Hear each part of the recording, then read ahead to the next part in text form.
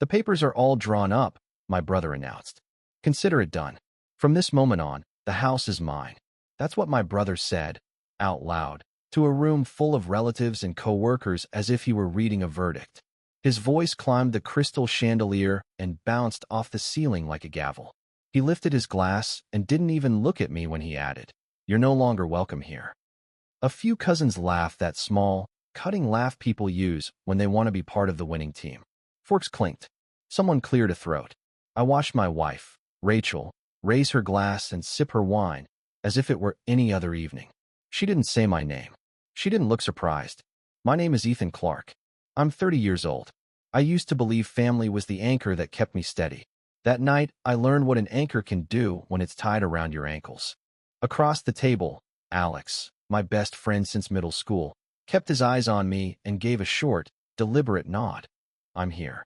Then he set his glass down and squared his shoulders toward Caleb as if he was ready for either conversation or impact. Caleb stood there in a navy suit, so perfectly tailored it felt like a well-rehearsed lie. He loved a stage. I used to think he loved me, too. I wanted to blow the night apart. I could feel the words rise hot and reckless. But I counted instead. 3, 2, 1. The room quieted so completely you could hear the soft hum of the chandelier bulbs. People turned toward me, hunting for the scene they'd tell later. I gave them a different one. I breathed. I let a small smile tug at one corner of my mouth. And when I spoke, my voice didn't reach for volume. It reached for precision. Interesting, I said to my brother. When did you start trading loyalty for signatures? Before or after you borrowed $12,000 and forgot to return it? His smirk faltered, just enough to show the crack. The room shifted. Alex's jaw set like he was bracing a doorframe. He didn't say a word. He didn't need to. Caleb tried to paint on calm. Don't twist this. Everyone knows you've been reckless. Someone had to step in before you ruined everything. Ruined, I repeated. Or owned something you couldn't stand to watch me have. Two ants whispered hard enough to move air. An uncle leaned back and crossed his arms like he wanted to be a fence instead of a man. Rachel stared at the table, the picture of neutrality, which is another word for complicit when someone is dragging your spouse out of his own house. Caleb's eyes flinched toward Rachel, then down to the folded papers in his jacket. I felt the ground tilt. My wife wasn't quiet because she was stunned. She was quiet because she knew the script. I looked at her until she finally glanced up. She looked away first. Let me be clear, Caleb said, lifting his chin. The deed is signed. A lawyer will confirm it. This is not yours anymore. His voice had a tremor you could only hear if you were listening for it. I was. I leaned forward, elbows off the table, hands steady. If you really believe that, why do your hands shake every time you say the word deed? A few heads turned to watch his fingers. Caleb tried to laugh and produced a thin sound that didn't land anywhere. Rachel put her glass down carefully, too carefully, and said with a forced calm, "This isn't the place. People came to celebrate." Celebrate what? I asked. My home, or the fantasy that loyalty still lives under this roof. Across the table, Alex gave one short shake of his head at Caleb, the kind you give a guy right before he swings and misses. Then he looked back at me like, "Stay level." I felt myself steady. "Tell them, Caleb," I said. "Who funded your lawyer? Who fed you my account details? Who handed you my every week spot? Was it just you?" He blinked. For a heartbeat, he glanced toward Rachel. "It was enough," he muttered. The room made one quiet noise, the sound a crowd makes when it realizes it has been clapping for the wrong act. "You've always had a wild imagination," he added, trying one last time to cast me as the unstable one. "Imagination builds stories," I said. "Evidence ends them." And right then, like a cue I didn't set, someone knocked on the front door. One knock, then another louder. Silverware buzzed against plates. Head swiveled. "Don't open it," Caleb snapped. Alex didn't move to stop me. He just shifted his chair back, ready if the night needed a witness to the truth. As I walked to the door, the photos on the wall seemed to twist the past into a weapon. My eyes snagged on one, me comforting Caleb after he'd struck out, my arm around his shoulder to shield his tears. The irony was a physical blow. I opened the door. A courier stood on the porch in a dark suit, a leather satchel secured across his chest. "Delivery for Mr. Ethan Clark," he said. "Legal documents. Signature required." I signed. He handed me a thick envelope with the weight of certainty. Back at the table, the quiet was a living thing. I broke the seal and laid out the contents. The deed, notarized and stamped. The bank's confirmations of payments made directly from my account. Letters documenting the escrow release. Then, like a blade at the bottom of the pile, the flagged items, attempted authorizations that didn't match my signature profile, a draft letter from a non-existent firm, and 2 forged filings. Caleb's name, Rachel's signature. I arranged the pages under the chandelier until the ink looked like a map of choices. You wanted a stage, I said. Here it is. Caleb moved like he might reach, then stopped when he realized nobody else was moving with him. Rachel's face tightened around her eyes. Forgeries. Conspiracy, I said, my voice even, wrapped in family concern.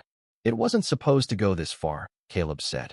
There it was, the sentence every coward says when the mirror shows up. An aunt whispered, unbelievable.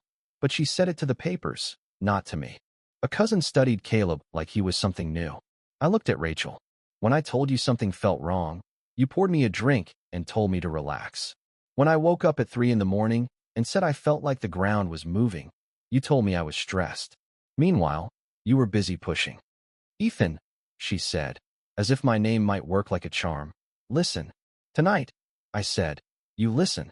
Alex stood, not for a speech, just to draw a clean line in the air. He looked at both of them, my brother and my wife, with a level, flat gaze that said he wasn't impressed with either act. You misjudged him, he said. His voice was low, but every person in the room heard it. That was your first mistake. Your last was thinking he wouldn't fight back. The room recalibrated around that sentence. Not a shout. A pivot. Caleb tried one more time. This is just business. Marriage isn't business, I said. Trust isn't currency. And betrayal doesn't pay. I stacked the papers, tapped them square, and rested my palm on top. The night didn't explode. It settled. Decision has that effect. This house belongs to me, I said. It always has. Tonight, what changes is this. Betrayal doesn't get to breathe under my roof. A few chairs scraped back. Some relatives nodded. Others looked at their shoes. Fine. People reveal themselves when the lights are bright. Dinner's over, I said. If you came to support, thank you. If you came for spectacle, you've seen enough. Please leave my home. For the first time, Caleb had the sense to be quiet. Rachel reached for her purse like she was in a theater, and the scene had ended on a line she didn't understand. Alex didn't clap my back or say good job. He just stood beside me while they left, shoulder to shoulder, the way a guy stands when he knows the other guy doesn't need saving, just backing. When the door clicked shut, the chandelier trembled once and went still. I started clearing plates. Alex rolled up his sleeves and stacked dishes without commentary. You didn't have to do that in front of everyone, he said after a while, voice low. I had to, I said. They started it in front of everyone. He nodded once. Fair. We worked in quiet for a few minutes. You're not alone, he said finally. I believed him. I wrote a list before bed. Locks to change, accounts to freeze, passwords to rebuild, alarms to install, conversations to end, boundaries to set. Then I wrote one line and underlined it twice. Justice, not anger. I slept like the decision had been made because it had. Morning arrived like clean air. By noon, my attorney had filed the notices that made any attempt to touch my title a legal impossibility. The bank investigators sent a timeline, failed late-night logins from a network tied to my brother's office, an attempted address change flagged by the system, inquiries about equity withdrawal from an email one letter off mine, a draft letter to a title company signed by an attorney who didn't exist in any bar registry. Greed thinks it's a genius. It rarely is. A locksmith changed the deadbolts, the garage keypad, and the back door. I installed cameras that watched like quiet sentries and a security system that texted me for every window. I sent Rachel a single text. Your key no longer works. Do not return without counsel present. No flames. No poetry. Boundaries are their own language. Cousins who had laughed sent awkward apologies. An aunt offered soup. Soup is what people offer when they can't repair a foundation. Caleb didn't text. For once, he had figured out silence can be a life raft. In the afternoon, Alex showed up with takeout and a binder. He dropped the bag on the counter, opened the binder, and laid out tabs. Food first, he said. We ate in the kitchen like we had when we were 19 and broke. Except this time I own the place and the problem. He flipped a tab. They'll try to spin it, he said. Say you ambushed them. Paint you as vindictive. I showed the truth, I said. They ambushed themselves. He nodded. We get ahead of it anyway. We drafted a short statement for the handful of relatives who stir pots and call it family tradition. It didn't sling names. It didn't hedge. It used words like documented, verified, and lawful. It ended with, I will not entertain narratives that deny confirmed facts. Then we mapped the last piece, closure. I didn't want a circus. I wanted something clean enough to survive retelling without warping. Caleb needs an audience, Alex said. He's always needed one. Then we take the audience and give them facts, I said. Small group. Quiet room. Daylight. No speeches. No wine. We invited my parents, because pretending hides rot, and I was done with rot. We invited the bank investigator and my attorney. I added one more. An investor who had once backed Caleb's business and quietly warned me that my brother's ambition outpaced his ethics. No drama. No declarations. Just paper. The next evening, they came. My parents looked like people who had wished for another version of their sons. The investigator had clipped professionalism. The attorney carried patience and a pen. The investor sat with his hands folded, eyes steady. We sat at the dining table. The chandelier stayed off. Sunlight did the work. The investigator began. She used clean sentences and no adjectives. She showed dates and logins and device IDs. She explained how the bank flags signature anomalies and how humans step in when the software pings. She laid out the path from a late-night inquiry on Caleb's network to the attempted change on my account profile. The attorney spoke next, not like a hammer, but like a level. He described the filings we'd already recorded and the options available if I wanted charges. He said the word forgery as if it were a medical diagnosis, not a headline. My mother held a glass of water Alex had set in front of her. She didn't cry. She looked at the paper like it was weather, undeniable and indifferent to wishes. Then I turned the page to the part that had kept me awake, not with fear, but with the anticipation of being done with it. A draft email from Rachel's account, language lifted from old mortgage documents, meant to move a small but critical lever. It wasn't a mastermind's manifesto. It didn't need to be. It was a hand on the wrong lever at the right time. Nobody spoke for a minute, not even Alex. The quiet wasn't dramatic. It was the kind of quiet that lets reality find level ground. My dad finally said, "What do you want to do, son?" "I've already done it," I said. "Secure the house. Secure the accounts. End the story. I'm not going to humiliate anyone, but I'm not going to carry their choices, either." My mother nodded once, a sharp, contained motion. "We love you," she said. "We love both of you. But love that refuses truth is fear, and we're done with that." Alex didn't look at me, but I felt the air shift. Approval from the guy who has watched you stand up since you were 12 and get knocked down and stand up again without asking if it's worth it. The investor closed his folder and looked at me like I'd just finished a marathon he knew I could finish. "Clarity saves time," he said. It sounded simple because it was. They left.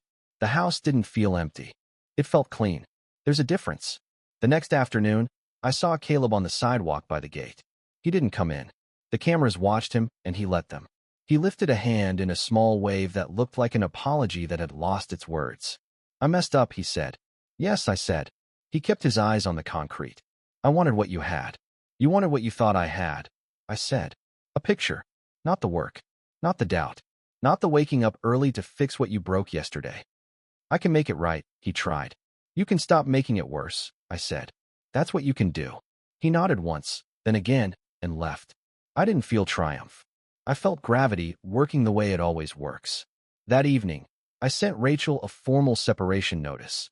Dates, terms, counsel-to-counsel communication only. I added one personal line at the end. "I hope you choose a life that doesn't ask you to take from someone else to feel whole." I didn't expect a response. I didn't get one. Days clicked forward. The house grew quiet in the right ways. Coffee at dawn, emails sent without dread, the soft chime of the security system arming at night. Alex came by after work a few times. We didn't pick at the past. We hung shelves in the study and argued about whether books should be by genre or author. We settled on whatever you can find when you want it, which felt like recovery disguised as practicality. We didn't talk about labels for our friendship. We didn't need to. He was the guy who stood when I needed a line drawn. I was the guy who could look him in the eye and say thank you without either of us pretending it was nothing. One night, I stood in the dining room and looked up at the chandelier. It had watched the whole thing without blinking. In the reflection on one crystal, I saw two boys in an attic, one hiding report cards, the other promising to keep quiet. I forgave that kid version of me for thinking loyalty meant silence. Loyalty means truth, spoken in time to stop the damage. I wrote a short list for the next day, finalized filings, returned the last borrowed items to people who actually asked before taking, invite the neighbors for burgers, and text Alex. The last line I underlined, thank the people who stayed. The final confirmations arrived in a plain envelope a week later. Title clear. Protective notices recorded. All attempted transfers blocked. The law doesn't throw confetti. It stamps quietly. I stood in the foyer and remembered the first knock. The courier with the envelope that cracked the night open. This envelope felt different. Not a weapon. A seal. I called my attorney. We closed the loop. He asked whether I wanted to press charges. I could have. The evidence was substantial and organized. But I had already decided on the line I wrote that first night. Justice, not anger. I chose formal admissions instead. Through counsel, Caleb signed a statement acknowledging his actions and agreeing to a no-contact boundary unless initiated by attorneys. Rachel signed her own version. Those documents live in a folder, not on a wall. They're not trophies. They're locks. Word filtered through the family the way anything true does, slowly, then all at once. Some relatives disappeared from my phone. Others sent brief messages that sounded like people who had watched a storm from their porch. Sorry it hit you. Glad your roof held. I accepted what was offered and didn't chase what wasn't. I started living in my house like it was mine. Not flashy. Solid. The yard learned the sound of a mower on Saturday mornings. The study smelled like sawdust and coffee. I framed the deed, not to gloat, but because it reminded me of a simple principle. Sign your own name to your own life. Alex kept showing up like men do when they mean it. On time, with tools, carrying a bag of hardware, and a joke about how he should charge by the hour. He'd drop a six-pack in the fridge, then check a hinge like the hinge had personally offended him. One evening we grilled in the backyard. He handled the steaks like he was negotiating a peace treaty, flipped them, and said, "You know, if you ever want to sell, the kitchen alone could bring in." "Don't," I said, smiling. "I like my house." "Good," he said. "It looks better with you in it." There was nothing sentimental in his voice. Just fact. After we ate, we sat on the back steps and listened to a neighbor's dog bark at squirrels that absolutely deserved it. Streetlights came on like fireflies with schedules. We didn't say much. "Thank you," I said. "For what?" "For not panicking when the room went sideways. For standing next to me and not in front of me. For saying exactly what needed saying and not one word more." He nodded. "You didn't need a speech. You needed a witness." "Yeah," I said. "Exactly." He bumped my shoulder with his. Not a big gesture. The right one. I sent out a simple invite to a few neighbors for a Saturday night. Nothing fancy, just burgers and a playlist that didn't try too hard. No chandelier performance, no curated crowd. I wanted to hear forks scrape plates without wondering who was sharpening theirs. People came. Someone brought coleslaw that could be classified as a public service. A teenager asked if I needed help with the grill, and then rescued my corn from a flame I pretended I had under control. We talked about trash pickup and the best local mechanic. Normal things. Good things. Midway through, I caught myself smiling at nothing. Not because I'd won. Because I was where I was supposed to be. At my table, in my house, surrounded by people who were not waiting to pounce. Later that night, inside, I looked up at the chandelier. Its crystals threw small constellations across the walls. I thought of how quiet had saved me, how counting to 3 and holding the line had called the truth out where it belonged. People ask sometimes, in careful voices, if I regret doing it in public. Here's the answer. You don't put out a fire by whispering at it in a closet. You get the water. You show the water. You teach the building where the extinguishers are so it never happens again. If there's a moral, and I'm not trying to be anyone's teacher, it's this. Family isn't the anchor that drags you under. Family is the ship you build with people who don't drill holes under your feet. Blood might get you aboard. Trust decides who stays. On the night it cracked, I learned restraint isn't surrender. It's a weapon. I learned evidence is mercy because it frees people from guessing. I learned that my life belongs to me and that if someone wants to take it, they have to get past the facts first. I didn't press charges. I didn't set out to ruin anyone. I set out to stop the bleeding and build something that didn't leak. Caleb and Rachel live with their signatures now. I live with mine. Sometimes late, when the house is quiet and the security system gives that single, satisfied chime, I walk through the rooms and touch the backs of chairs, the edge of a shelf we built, the cool arch of the doorway. I stand in the foyer and breathe. The house is mine. The life is mine. The anchor holds. And when I sit down to eat in the light that chandelier throws, I raise a glass, not for victory over anyone else, but for the stubborn, ordinary work of telling the truth and letting it stand. As for me, I've got shelves to fill, a grill to master, and a friend who texts on my way without asking what's broken. That's enough.